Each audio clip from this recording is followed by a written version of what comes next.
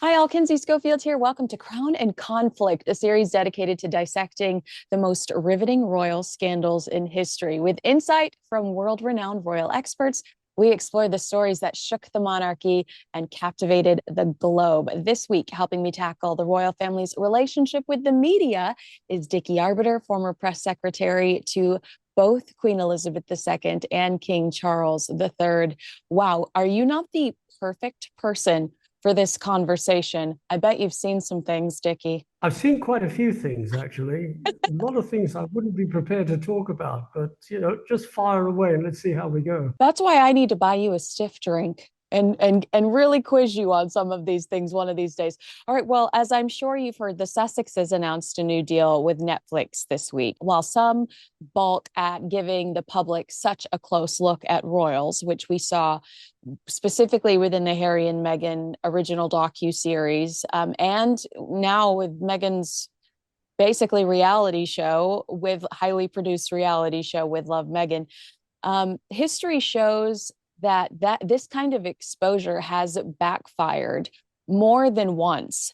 Do you agree that there's still strength in the mystery that has in the past surrounded the royal family, and less is more almost when it comes to royalty? Yeah, I suppose there is always a bit of mystery, but when you get two people talking about it, the mystery kind of disappears.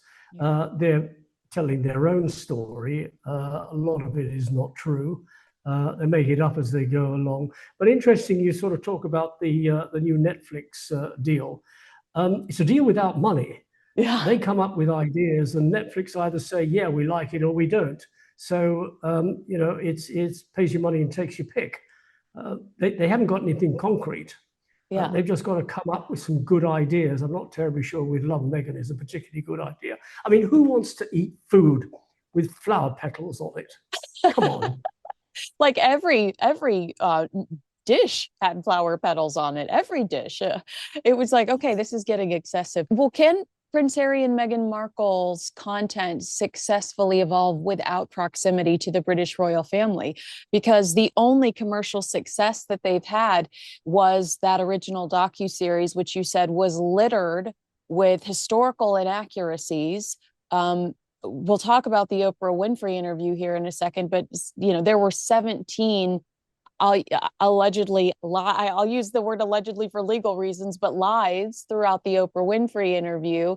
Harry and Meghan have to realize that the public are only interested in them because Harry is the son of a king. That is the only reason. If he didn't have a title, nobody would be in the slightest bit interested. If he didn't have, his grandmother, late grandmother was the queen, nobody would be interested. Harry who? He was just another helicopter pilot. And Meghan was an actress, sort of. I mean, Hollywood wasn't exactly galloping to her door when Suits wrote her out, and then Suits came to an end.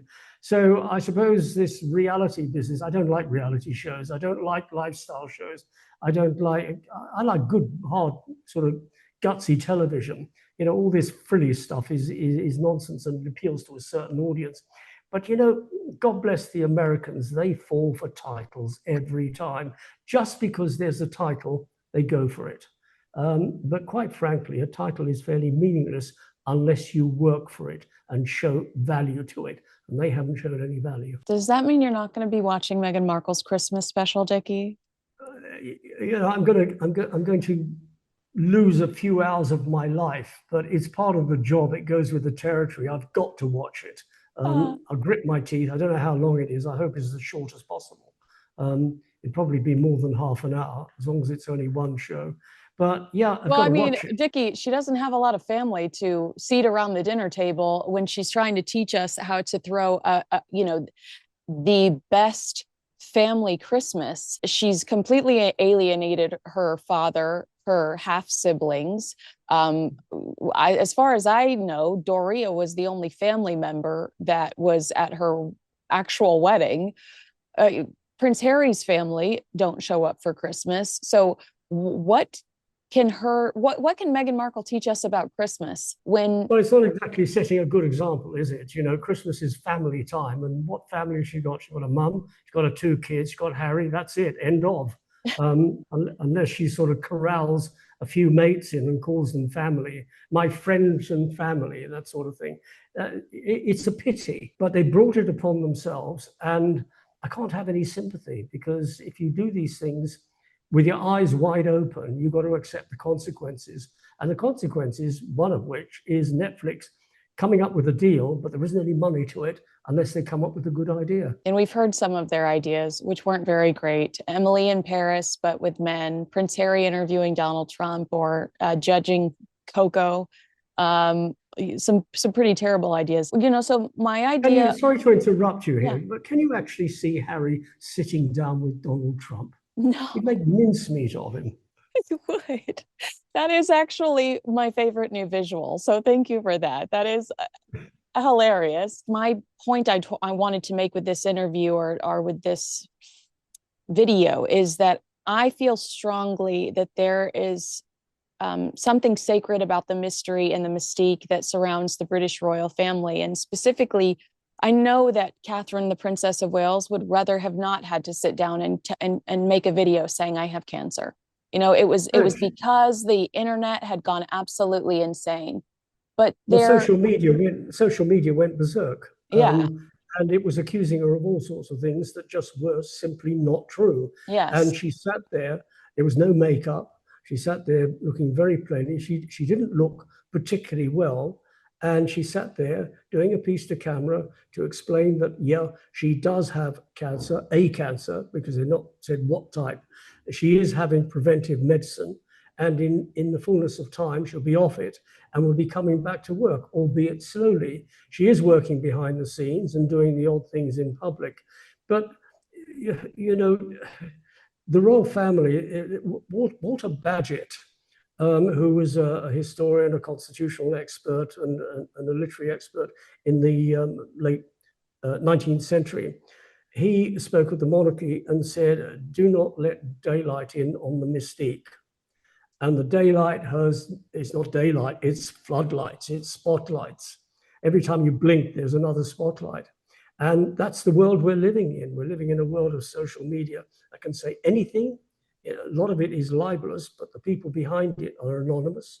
And so never complain, never explain. That's their mantra, and that's what they're going to stick by. Now, we are seeing Prince William and Catherine make some interesting decisions when it comes to access to them. Catherine is releasing these videos about the seasons. We just received, she just dropped a new video about the summer season. It's beautiful. She narrates it. Like I said, there was that really powerful video, I should say, that she released about her cancer. But they do, the way that they balance it is very impressive, because here we've got Meghan thrusting a Christmas special on us for Netflix. I also know that she's releasing seasonal products at that time as well. So she's going to be basically shilling these products from As Ever on this Christmas special. It's completely commercialized, very American. But at the same time, we feel like we have access to Catherine every Christmas. Because she does this gorgeous Christmas Carol concert, and there's no Catherine in front of a camera and talking to us face to face. She shows up and there's twinkling lights behind her.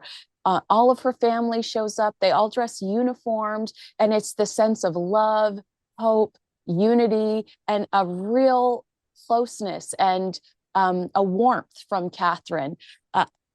Do you get that sense too, that William and Catherine kind of have it right when it comes to this balance of allowing the media access, but also backing up and keeping that mystique around them when they need to? They do. They keep an arm's distance, and when they want the media, then it's worthwhile. For example, you mentioned the Carol concert at Westminster Abbey. It's not about Catherine. It's not about the royal family. It's about the spirit of Christmas and what Christmas is all about. And charities are involved, and that's the key to it. She embraces charities. So it's not always about them. Their time will come when he is king and she is queen, and they will be the focus of attention. But right now, it's about the projects they're involved in. William with his Earthshot Prize, Catherine with her homelessness and the young. it's a meaningful type of program. Teach the young now the right way, and you've got them going on the right path for the rest of their lives. Ignore them, and you see people ignore their children, because I see in the London Underground, day in and day out, mothers yakketing on their mobile phones. The kid is whinging. They give the kid another mobile phone, and they watch television. That's not the way to bring up children. You've got to talk to children. You've got to read books to children. You've got to encourage children to read books. And that's what Catherine does. It's about the early start. Give them a good early start, and they're set for life. Ignore them. I'm in Greece at the moment, and I watched a family of three, a husband, a wife, and a child. He was busy on his telephone. The child was sort of whinging. The mother was on her telephone, and they were taking no notice. They're on holiday at a seaside resort, and they're not even communicating with the child. What hope is there for a future generation? Oh, it's so depressing. Well, let's talk about some of the missteps when it comes to the royal family giving access to the media. I almost wouldn't consider this a misstep, but you might disagree with me. The 1969 royal family documentary, it gave viewers this unprecedented glimpse into the private and working lives of the Windsors. Soon after its release, the Queen and her advisors deemed it overly revealing, and it's been kept off of UK television ever since. What was your reaction to that program? Because I know even though it's in a vault, you've seen it. I know you have, Dickie. I have seen it. The reaction is that it was right for the time. It would be wrong in the 21st century. But in 1969, the royal family was going through a bit of the doldrums. People didn't know what they did. People didn't know why they were there, what we have a royal family for, what they do in their spare time. Are they like us? Do they eat breakfast? Do they have dinner? Do they have barbecues? And all that came out, and people understood that at the end of the day, they were human beings that enjoyed the sort of things that you and I enjoy, except it was a bit stilted. I mean, Prince Philip over a barbecue in his jacket and tie. You don't go on a barbecue with a jacket and tie. But that was that generation. Yeah. So for the time, it was right.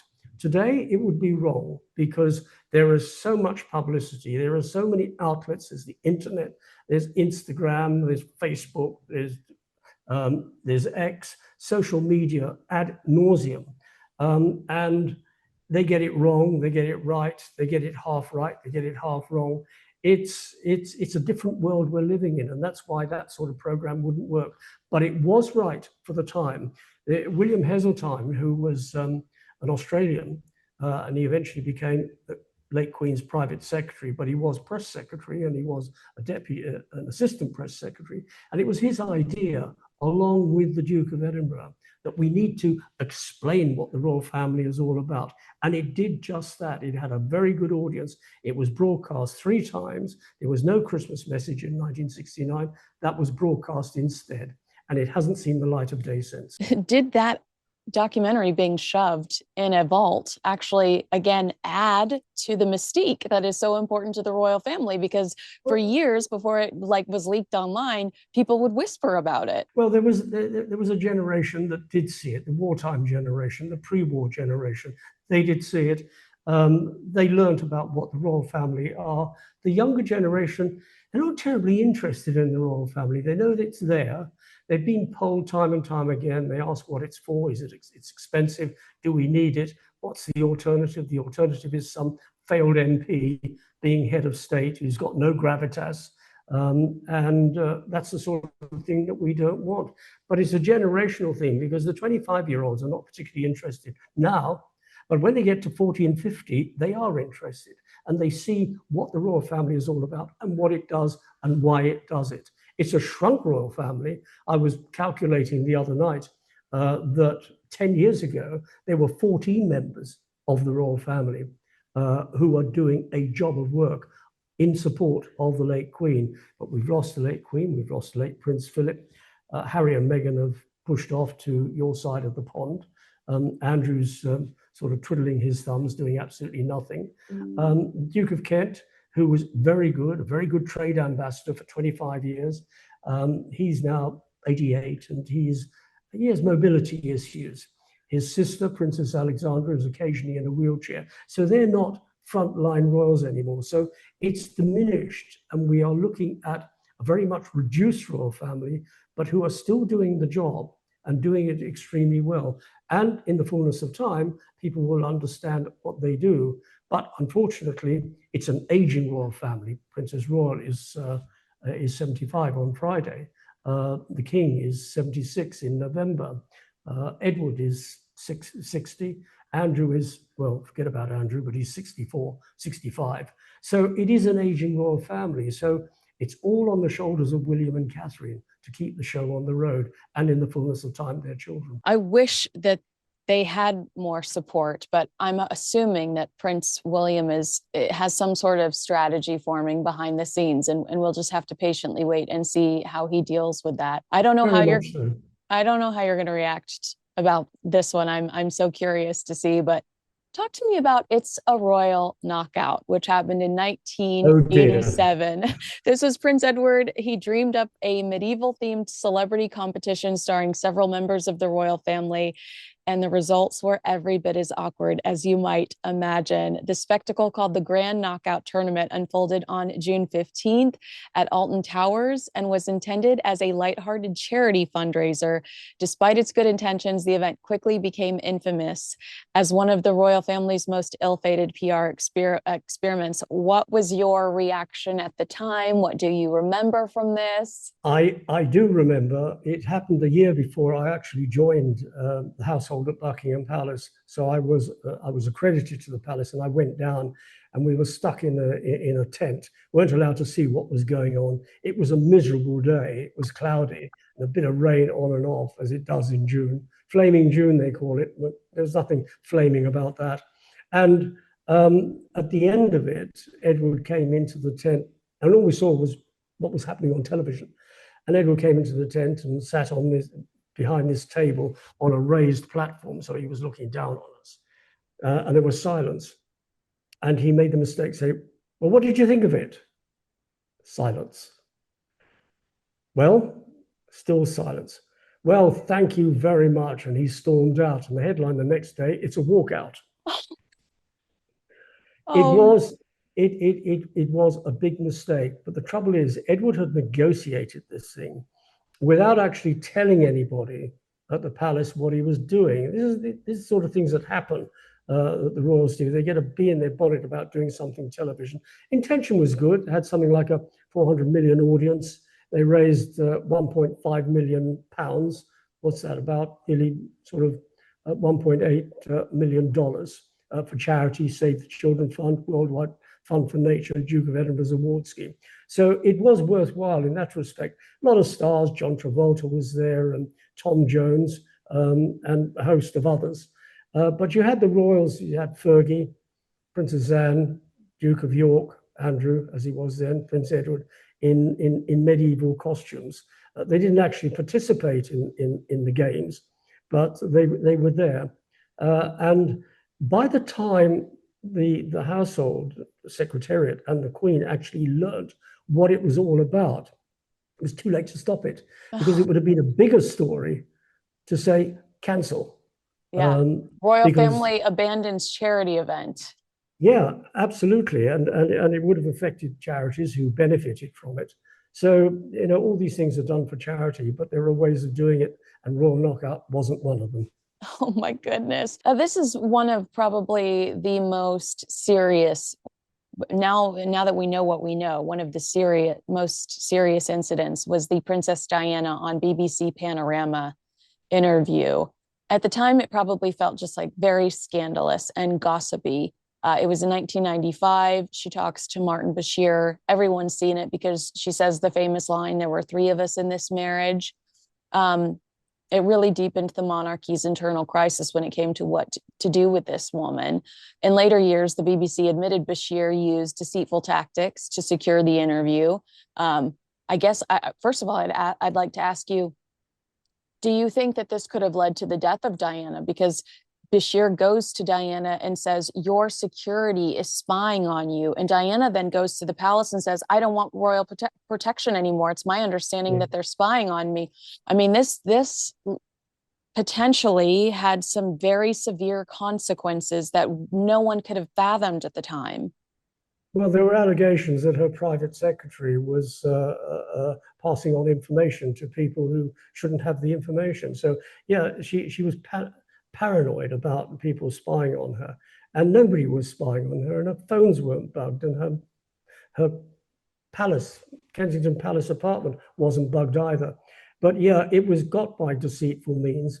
We got wind of it at the palace about 4 hours before it was broadcast. Oh, They didn't tell, BBC didn't tell the chairman, late Marmaduke Hussey, because his wife was lady in waiting to the late Queen.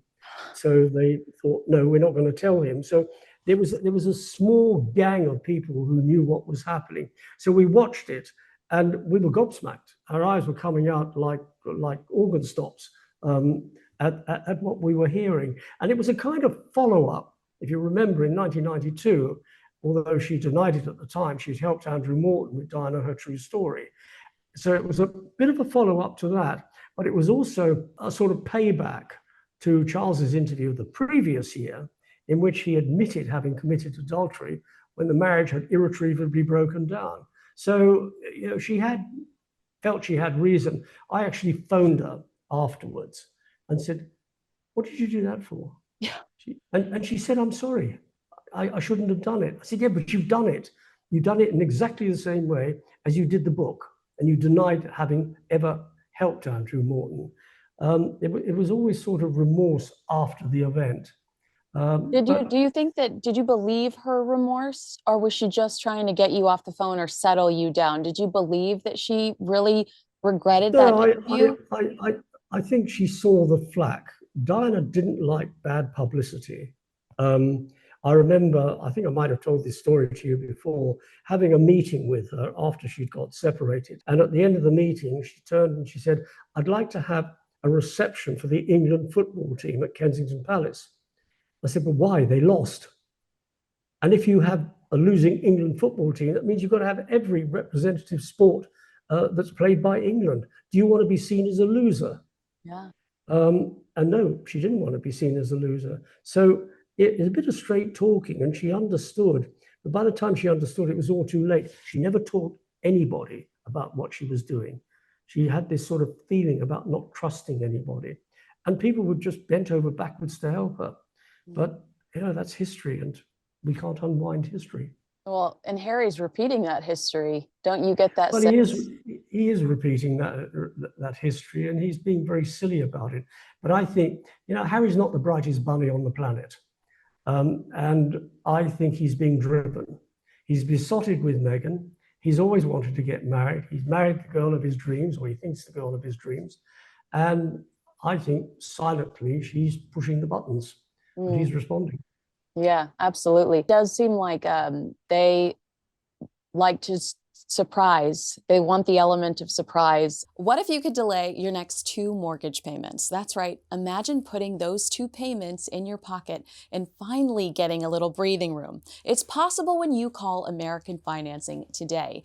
If you're feeling stretched by everyday expenses, groceries, gas, bills piling up, you're not alone. Most Americans are putting these expenses on credit cards, and there doesn't seem to be a way out.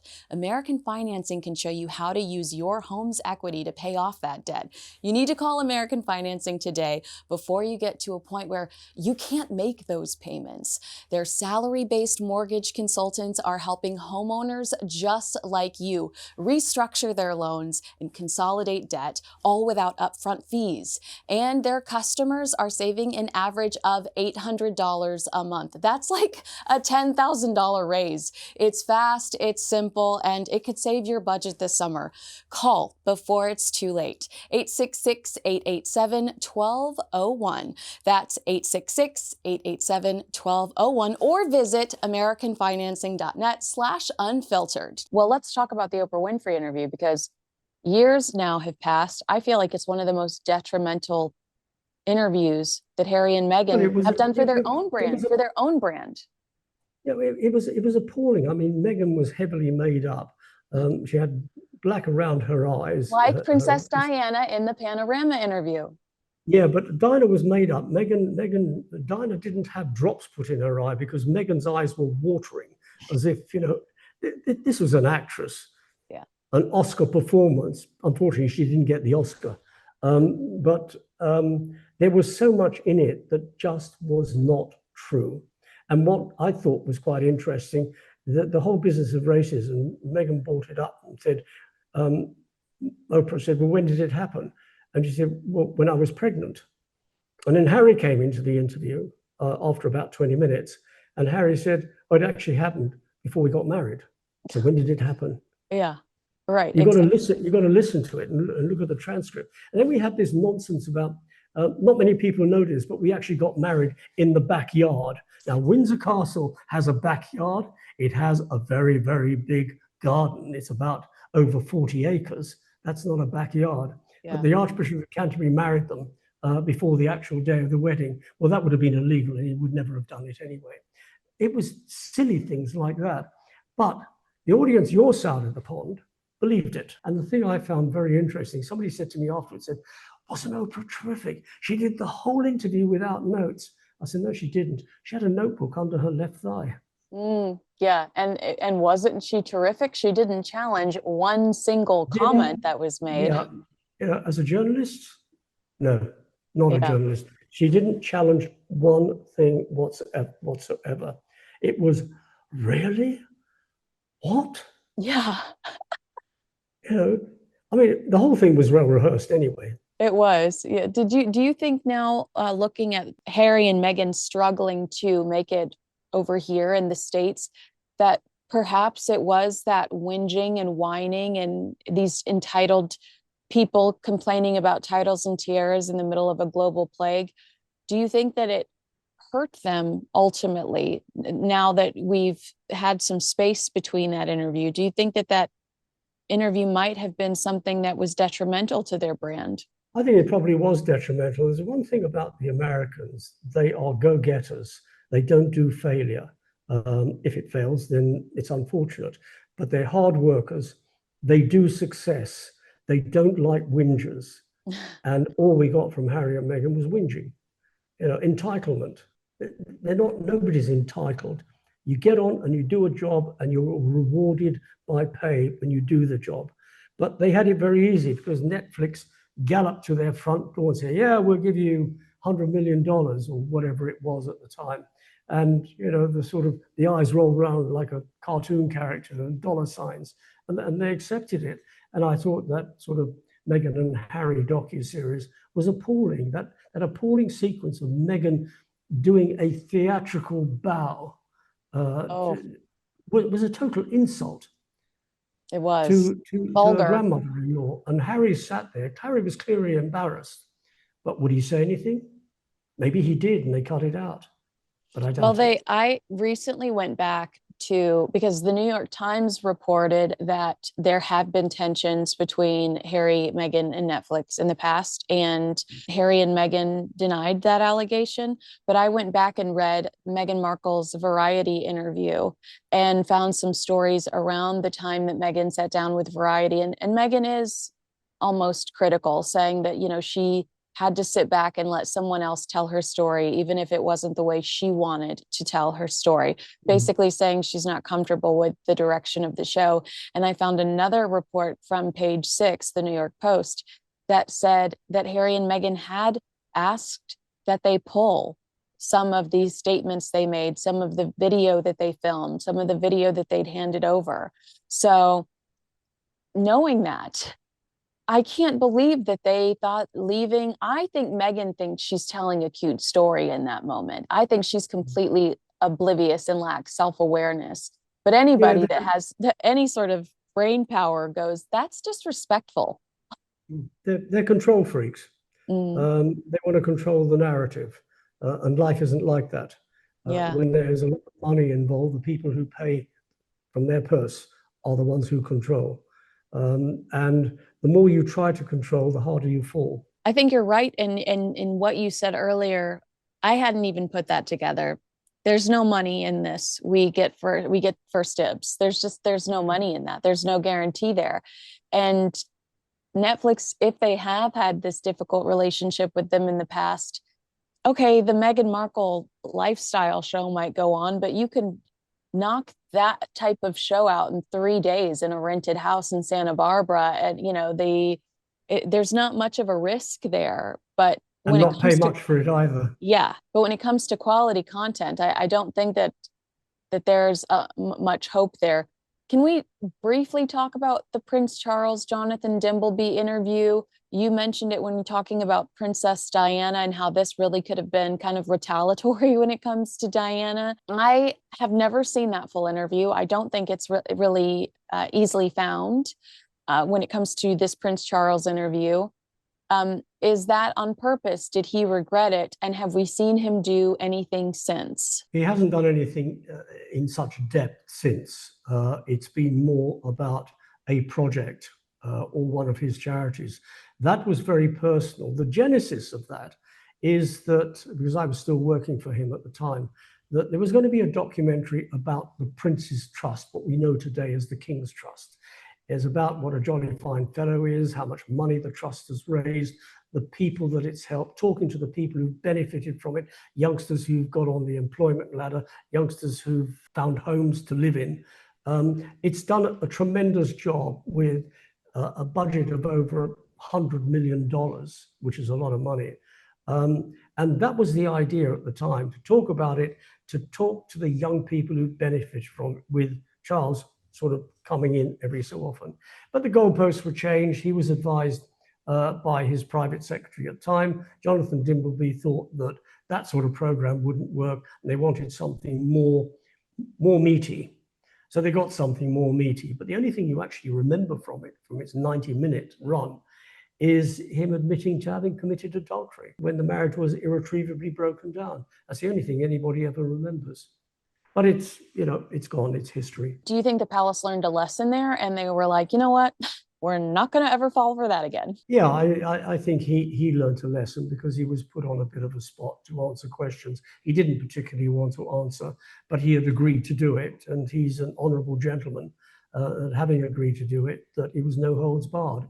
As I said to him, you realize it is going to be warts and all. You were right. All right, let's breeze through these because I know that you've been so gracious with your time so far, but we cannot not acknowledge the Prince Andrew BBC Newsnight interview. Dickie, how did this happen? It happened because Andrew wanted to do an interview. The original plan, talking about one of his charities, yeah. Pitch at Palace, but BBC said, no, Pitch at Palace has not got enough meat on it. And they had meetings and they met with Prince Andrew and his private secretary. Nobody knew anything about it at the palace. And he probably told his mother he's doing a television interview. They're very cagey about what they would tell their mother, what they were doing. So he would never have told his mother what it was all about. But he thought he would use it as a vehicle to kind of clear his name, because there was a lot of press about him and Epstein, meeting Epstein after he'd come out of jail after his 18-month stint. And it was a very public photograph in Central Park, New York. So he thought he'd be able to clear his name, but he barged his way through the whole thing and actually admitted at the end of it, saying, well, I thought that was rather good. Well, there was nothing good about it. He felt no remorse about what he had done. There were allegations that he'd had this affair with Virginia Giuffre, that they had sex, claiming underage sex. Well, in the UK, she was 17, so it wasn't underage. But there was no remorse from him. And when asked about, well, why didn't you cut off from Jeffrey Epstein with an email or a phone call? And he said, well, I felt I had to go there. It was the honorable thing. Well, when you're dealing with a crook, there's nothing honorable. And all he had to do was email or text or not say anything, just back off. Yeah, and ghost not him. appear at all. Exactly. But he actually thought he was doing the right thing. And he's paying the consequences now. Yeah, I think you're right, though. I think it was just the lack of empathy towards the victim. It was just very much like, well, I'm not guilty. I didn't do anything. And sometimes people just want you to say, while I am completely innocent, I'm devastated for the people that are involved. And I'm so sorry to them. Yeah, he never admitted culpability. So why did he pay an alleged £12 million? It's hard. It's hard to digest. It's hard It is very hard to digest. Dickie, I'm sorry, but we have to go into some of this Fergie stuff, right? I mean, I know how you feel about our girl Fergie, but let's talk about she did a reality show for Oprah Winfrey of all people called Finding Sarah. This was in 2011, and it from royalty to the real world, and it followed her as she sought to improve her life and work through personal issues following her divorce. But some viewers found Yeah, aspects but of it it. wasn't always, it wasn't just the, sorry to interrupt, it wasn't Yeah, just the divorce. She got caught in a sting. The program was in 2011. She yeah, got caught in a sting in 2010, in which it was alleged that she was offering um, to receive cash for meeting Prince access. Andrew, something like £500,000. What's that? $700,000. And she's alleged to have walked away with a paltry £40,000. So she did get caught in a sting, and I think this was a way of redeeming herself. You know, she got involved with Weight Watchers. I think Weight Watchers said, "Yeah, we'll keep you on, but you mustn't go over 10 stone. If you go over 10 stone, then we're done." Yeah. Uh, and you know, Oprah is the sort of channel for bleeding hearts, isn't it? Oh my gosh, that's so funny. So you mentioned, well, was there any reaction at the time to this, or was it just so lame that it fell under the radar? Sarah No, trying not to really. I rebrand mean, herself. but we're talking about 2011. She'd been divorced since '96, so she was, as far as the royal family were concerned, irrelevant. Yeah. Um, with the antics that she got up to in the south of France, Oof. sunbathing topless, having her toes sucked by a financial advisor who probably saw the toes as an abacus doing his calculations. But Prince Philip would not have her at Balmoral, nowhere near when he was there. So she really was ostracized. But as far as the royals were concerned, she was kind of irrelevant. But they hang on to these titles. We call her Sarah Ferguson. That's what she is. She's Sarah Ferguson. But she likes to be called Sarah, Duchess of York. Just But like Meghan, just like Meghan. no, but Meghan is the Duchess of Sussex. She's still married. Sarah is Oh, not oh married. yeah, that's a good point. So, but no, I don't think it didn't impact on the royal family, because by that time people knew about Fergie, knew every time she opened her mouth, she put both feet in it. Um, she had a habit of sort of Foot and going off. mouth. Yeah, I mean, she really was a motor mouth. And this was a sort of three-part series to redeem herself. But she went bankrupt, she made money, she went bankrupt, she made money. She's been in and out of making money. I hope she settled down. I mean, she must be leading a very lonely life at Royal Lodge in Windsor, he living one side of it and she living the other side of it. But Um, at least uh, it's free rent. I'm sure she's happy to yeah, live in a well, nice, beautiful space for free.